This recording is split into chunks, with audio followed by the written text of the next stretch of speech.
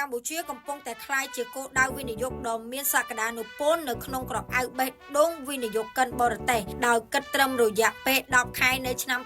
2025នេះកម្ពុជាទទួលបានគម្រោងវិនិយោគសរុបរហូតទៅដល់575គម្រោងដែលមានទុនវិនិយោគសរុបប្រមាណជា$9,200 លានសហរដ្ឋអាមេរិកដែលអាចផ្ដល់ឱកាសការងារឲ្យប្រជាពលរដ្ឋខ្មែរយើងបន្ថែមបានប្រមាណជា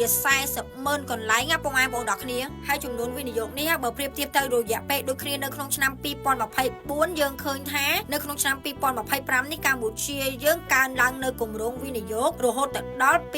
229កន្លែងដោយសារតែនៅក្នុងឆ្នាំ2024រយៈពេល10ខែយើងទទួលបានគម្រោងវិនិយោគតែជាង300កន្លែងតែប៉ុណ្ណោះនៅក្នុងឆ្នាំ2025នេះយើងទទួលបានរហូតជិត600កន្លែងអញ្ចឹងហើយវាកើនឡើងច្រើនមែនទែនតែម្ដងការកើនឡើងនៃគម្រោងវិនិយោគនេះវាមិនមែនកើនឡើងដោយឯងនោះទេប៉ុន្តែវាកើតចេញពីការខិតខំរបស់ប្រមុខរដ្ឋាភិបាលកម្ពុជានិងមានប្រជាពលរដ្ឋចូលរួមជ្រោមជ្រែងគ្រប់គ្រងរដ្ឋាភិបាលផងដែរដែលធ្វើឲ្យកម្ពុជាយើងទទួលបានការវិនិយោគពីបរទេសច្រើនដល់ថ្នាក់នេះដូច្នេះហើយស្រុកខ្មែរយើងឥឡូវអត់ខ្វះការងារឲ្យពុកម៉ែបងប្អូនធ្វើនោះទេបងប្អូនខ្មែរដែលត្រឡប់មកពីប្រទេសសៀមចង់រកការងារធ្វើនៅក្នុងស្រុកបងប្អូនអាចតាក់ទងទៅលេខ